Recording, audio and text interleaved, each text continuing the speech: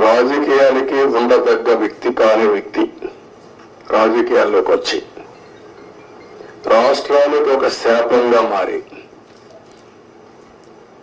ఎందుకు నేను ఈ మాట వాడుతున్నానంటే ఇది ఒక ఉదాహరణ. పోలవరం కేస్ స్టడీ ఇలాంటి చాలా జరిగాయి. అతిపెద్ద తప్పు కాదు, తప్పు కంటే కూడా ఒక శాపంగా మార్చేశారు రాష్ట్రానికి. మామూలు కాదు ఇది, క్షమించరాని నేరం కూడా.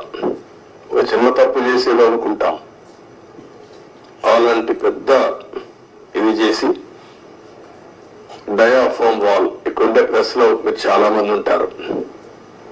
నేను దగ్గర 30 సార్లు వచ్చే 31సారి ఈ ప్రాజెక్ట్ కి.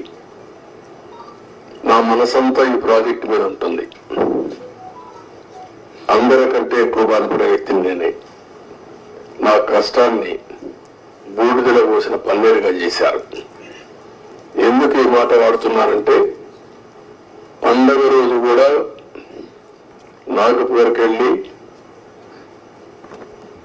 ఇప్పుడు గట్కర్ అక్కడ ఉంటే వాళ్ళ ఇంటి దగ్గర ఉంటే పోయి ఆయనతో మాట్లాడి, అదే మాదిరిగా అప్పుడు ఉమాభారతి మినిస్టర్ అంటే ఆవిడని కన్విన్స్ చేసి, ఎక్కడ ఎలాంటి అడ్డంకులు లేకుండా అన్ని అడ్డంకులు, ఇక్కడ కూడా ఒకసారి 2 సార్లు అయితే ల్యాండ్ ఎక్విజిషన్ అప్పుడు అంతా కూడా కొంత ట్రబుల్స్ క్రియేట్ చేస్తే వాళ్ళందరినీ పిలిపించి నయానా భయానా చెప్పి వాళ్ళకి కన్విన్స్ చేసి వాళ్ళకు లిబరల్ గా రీహాబిలిటేషన్ కానీ రిలీఫ్ కానీ ఇచ్చి మొత్తం చేశాం.